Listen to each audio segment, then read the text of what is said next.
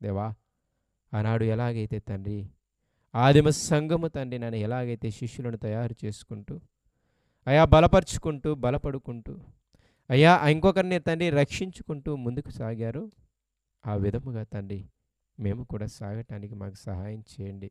నిజముగా తండ్రి నీ సన్నిధానంలో మేమందరము మోకాళ్ళుని ప్రార్థిస్తున్నాము. నీ సన్నిధానంలో మేమందరము తండ్రి ఆకాశము తట్టు చూసి నిన్ను వేడుకుంటూ ఉన్నాము. దేవా, ఈ ప్రాంతమును మాకు అప్పగించండి. ఈ ప్రాంతము మీద తండ్రి మాకు భారమును పెట్టండి. ఈ ప్రాంతము మీద తండ్రి మాకు కన్నీరును పెట్టండి. ఈ ప్రాంతంలో ఉన్న ప్రతి వ్యక్తిని తండ్రి మేము కలవాలి అని, దర్శించాలి అని, ఏదో విధముగా వారిని నీ మందిరమునకు తీసుకుని అయ్యా వారిని రక్షణలోకి నడిపించాలనే భారాన్ని మాలో పెట్టండి. దేవా, నీ పనులు చేయనంత వరకు మా జీవితాలలో సుఖం ఉండదు, మా జీవితాలలో శాంతి ఉండదు. దయచేసి